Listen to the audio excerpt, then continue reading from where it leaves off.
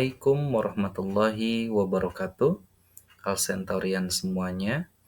Alhamdulillah, kembali lagi di video pembelajaran yang kali ini Pak Andri akan kembali mengulas tentang keteladanan Khulafaur Rasyidin. Pada bagian pertama ini, Pak Andri akan menyampaikan tentang kisah dari Khalifah Abu Bakar As-Siddiq. Silahkan anak-anak dapat menyimak video ini dengan baik dan catat hal-hal penting yang tidak termaktub di dalam modul di video kali ini. Selamat menyaksikan semuanya. Baik, anak-anak semuanya, di permulaan materi ini, Pak Andri akan mengawali dengan menjelaskan perihal Khulafaur Rasyidin. Anak-anak semua, sebagaimana Pak Andri telah jelaskan, bahwa Rasulullah Shallallahu Alaihi Wasallam, Nabi Muhammad, di dalam berdakwah itu ditemani oleh para sahabatnya. Beliau tidak sendiri.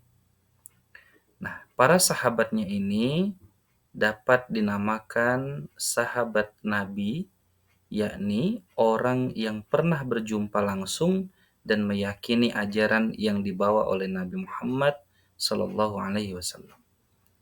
Generasi Nabi Shallallahu Alaihi Wasallam ini tidak hanya sahabat dari Nabi, ada juga istilah lain, yakni para tabi'in dan tabi'ut tabi'in.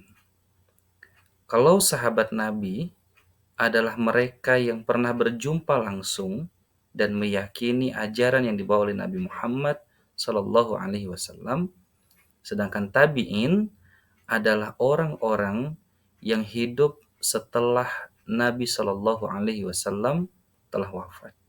Begitu juga seterusnya.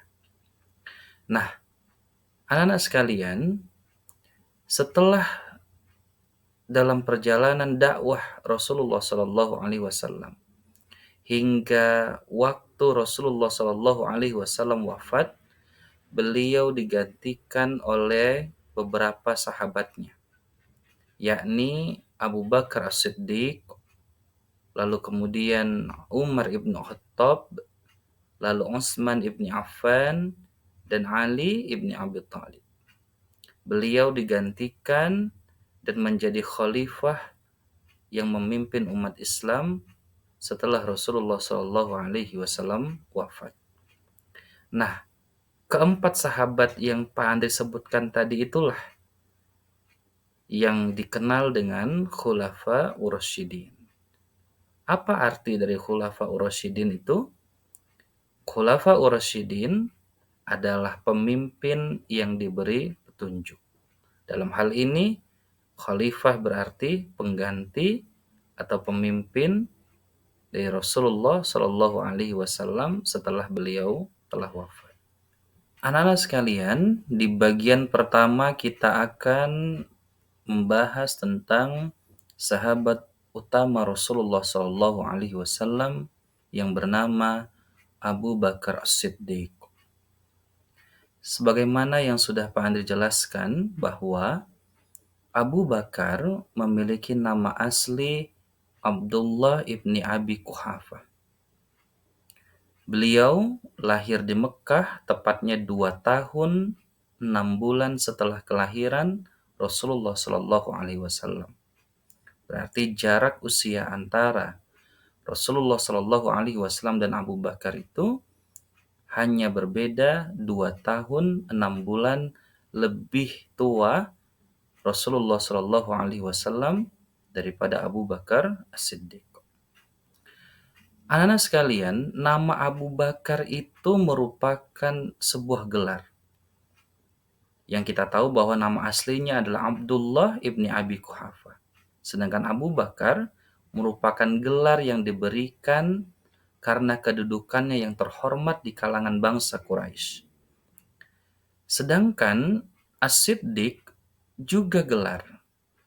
Kalau Abu Bakar, gelar yang diberikan oleh bangsa Quraisy karena kedudukan Abu Bakar yang begitu terhormat, sedangkan As-Siddiq adalah gelar yang diberikan langsung oleh Rasulullah Shallallahu Alaihi Wasallam karena sikapnya telah membenarkan salah satu peristiwa perjalanan Rasulullah, yakni peristiwa Isra dan Mi'raj.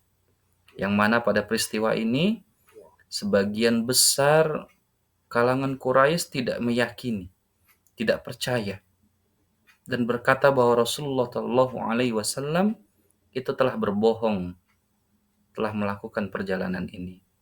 Namun sahabatnya Abu Bakar As-Siddiq menjadi sahabat pertama yang membenarkan tentang peristiwa ini.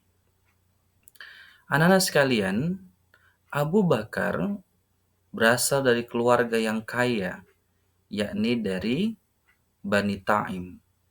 Sebagaimana diketahui bahwa di suku Quraisy itu terdapat banyak sekali suku atau banyak sekali kelompok yang disebut dengan Bani. Misalkan Rasulullah Shallallahu Alaihi Wasallam berasal dari Bani Hashim, sedangkan Abu Bakar sendiri berasal dari Bani Taim. Lalu Abu Bakar memiliki ibu bernama Ummul Khair Salma binti Sakhar. Ummul Khair adalah gelar yang diperuntukkan untuk ibunda Abu Bakar As-Siddiq. Ummul Khair berarti ibu yang terbaik atau sebaik-baiknya ibu. Abu Bakar juga termasuk sebagai golongan as-sabiqun al-awwalun, yakni golongan orang-orang yang pertama kali masuk Islam.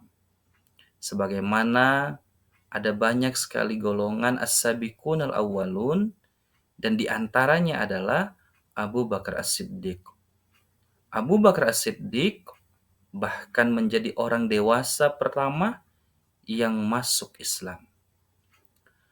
Abu Bakar memiliki beberapa putra dan putri, di antaranya yaitu Abdullah, Abdurrahman, Muhammad, Asma, Aisyah, dan Ummu Kulsum. Di antara nama-nama putra dan putri Rasul Abu Bakar ini, Aisyah adalah putri dari Abu Bakar yang menikah dengan Rasulullah Shallallahu Alaihi Wasallam. Anak-anak sekalian, kita akan masuk kepada bagian kedua dari kisah Abu Bakar As-Siddiq. Ketika Rasulullah Shallallahu Alaihi Wasallam wafat, umat Islam merasa sangat kehilangan. Islam yang baru dibangun dan baru membentuk suatu persatuan mendapat ujian yang amat besar. Hal ini dikarenakan tidak ada lagi sosok yang dapat memimpin dan mengurusi urusan umat Islam. Oleh sebab itu kemudian, segeralah dilakukan musyawarah antara kaum Muhajirin dan kaum Ansar di Tsaqifah Bani Sa'idah. Kaum Muhajirin adalah kaum penduduk asli Mekah yang hijrah ke Madinah mengikuti Rasulullah Shallallahu Alaihi Wasallam. Sedangkan kaum Ansor adalah penduduk asli dari kota Madinah Al-Munawwarah. Kenapa disebut kaum Muhajirin? Karena kaum ini, penduduk asli Mekah ini melakukan perjalanan hijrah.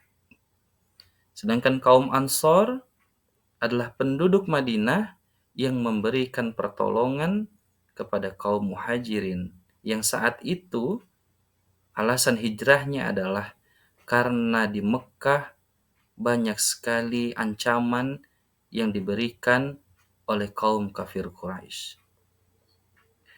Anak-anak sekalian, setelah dilakukan musyawarah antara kaum Muhajirin dan Ansor di Tsaqifah Bani Sa'idah, Madinah, hasil dari musyawarah ini pun menunjuk Abu Bakar As-Siddiq menjadi khalifah pengganti Rasulullah Shallallahu Alaihi Wasallam yang dikenal dengan panggilan Khalifatu Rasulillah.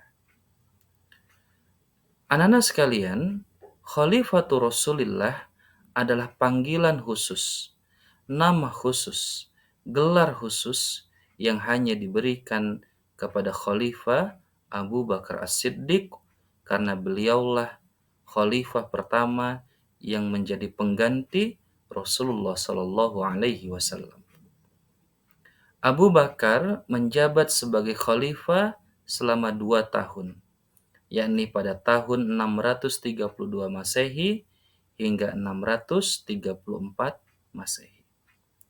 Alasan kenapa Abu Bakar As-Siddiq dijadikan menjadi khalifah dan gambaran saat musyawarah terpilihnya Abu Bakar menjadi khalifah menggantikan Rasulullah Shallallahu Alaihi Wasallam yang wafat dapat anak-anak saksikan pada link video dengan judul Abu Bakar terpilih menjadi khalifah. Anak-anak sekalian, pada bagian ketiga dari kisah Abu Bakar As-Siddiq, kita akan bersama-sama membahas tentang kepemimpinan dari Khalifah Abu Bakar. Ketika Abu Bakar terpilih menjadi khalifah yang pertama, beliau menyampaikan pidatonya di depan para sahabat yang telah membaiatnya atau menyetujuinya. Anak-anak dapat melihat dan mengetahui isi dari pidato yang disampaikan oleh Abu Bakar pada link video yang berjudul Pidato Khalifah Abu Bakar As-Siddiq. Lalu kemudian pada masa kekhalifahan Abu Bakar, banyak pemberontak dari orang-orang yang murtad. Orang-orang yang awalnya masuk Islam ketika Rasulullah Shallallahu Alaihi Wasallam masih hidup, lalu kemudian ketika Rasulullah Shallallahu Alaihi Wasallam wafat, mereka pun keluar dari agama Islam. Hal ini dikarenakan mereka tidak sepenuhnya beriman kepada Allah dan Rasul-Nya. Lalu Abu Bakar dengan keyakinannya ingin kembali menegakkan Islam sesuai dengan apa yang pernah dibawa oleh Rasulullah Shallallahu Alaihi Wasallam. Dan berikut ini adalah hal-hal yang dilakukan oleh Khalifah Abu Bakar pada masa beliau menjabat sebagai khalifah. Yang pertama adalah memerangi orang-orang yang murtad. Orang-orang yang murtad pada masa Abu Bakar ini adalah orang-orang yang tidak mau sholat dan tidak mau berzakat. Mereka datang kepada Khalifah Abu Bakar bernegosiasi bahwa mereka tetap akan menjadi seorang muslim tetapi tidak mau untuk melakukan kewajiban sebagaimana yang diwajibkan oleh Rasulullah Shallallahu Alaihi Wasallam. Di antaranya adalah tidak mau sholat dan juga tidak mau berzakat. Lalu Abu Bakar tidak menginginkan hal ini. Tetap ketika ingin masuk menjadi orang Islam, maka mau tidak mau harus mengikuti kewajiban sebagaimana yang telah disampaikan oleh Rasulullah Shallallahu Alaihi Wasallam. Lalu kemudian yang kedua, memerangi nabi palsu yang melakukan pemberontakan.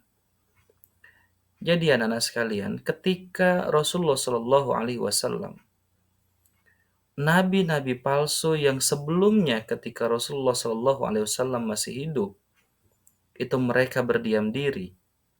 Lalu ketika Rasulullah wafat, para nabi palsu ini mulai melakukan pemberontakan, mengajak orang-orang untuk murtad dari Islam, mengajarkan hal-hal yang menyimpang dari ajaran Islam, dan menganggap bahwa dirinya adalah nabi yang meneruskan risalah dari Rasulullah Shallallahu Alaihi Wasallam. Sebagaimana yang diketahui bahwa umat Islam hanya meyakini bahwa Nabi Muhammad Shallallahu Alaihi Wasallam adalah nabi terakhir dan tidak ada lagi nabi setelah beliau. Siapakah para nabi palsu pada masa Abu Bakar As-Siddiq? Yang pertama adalah Musailamah al-Kadzab. Lalu yang kedua, Tulaiha bin Khuwailid. Dan yang ketiga adalah Sajah binti Haris. Ketiga nabi palsu ini kemudian dilawan oleh Khalifah Abu Bakar As-Siddiq dengan pasukannya yang dipimpin oleh Panglima Perang Khalid bin Walid. Lalu kemudian yang ketiga, Abu Bakar As-Siddiq melakukan penyebaran Islam dakwah Islam hingga ke Persia dan Syria. Banyak di antara pasukan-pasukan Islam yang saat itu luar biasa mendakwahkan Islam hingga terjadi beberapa perang dikarenakan banyak dari penguasa di Persia dan Syria yang tidak menyukai tentang dakwah Islam yang dibawa oleh Abu Bakar As-Siddiq dan para panglima perangnya.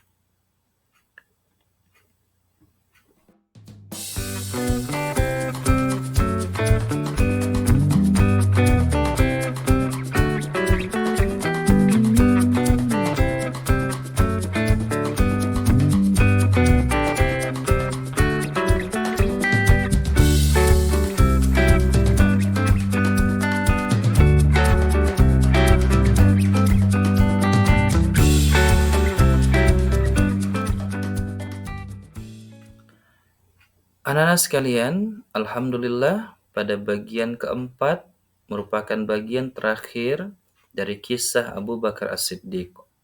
Pada bagian ini insya Allah kita akan bersama-sama mengetahui tentang akhir dari kepemimpinan Khalifah Abu Bakar As-Siddiq. Pada hari ke-7 bulan Jumadil Akhir tahun 13 Hijriyah, Abu Bakar ditimpa sakit. Setelah Abu Bakar merasa bahwa telah dekat ajalnya, ia pun mengusulkan kepada para sahabatnya untuk menjadikan Umar bin Khattab sebagai khalifah yang akan menggantikan posisinya.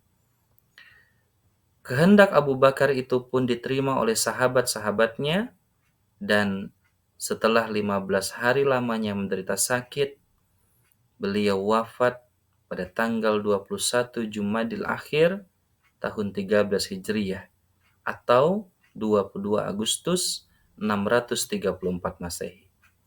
Abu Bakar As-Siddiq memerintah selama 2 tahun, 3 bulan, dan 10 hari, lalu kemudian beliau pun dimakamkan di samping makam Rasulullah Shallallahu Alaihi Wasallam.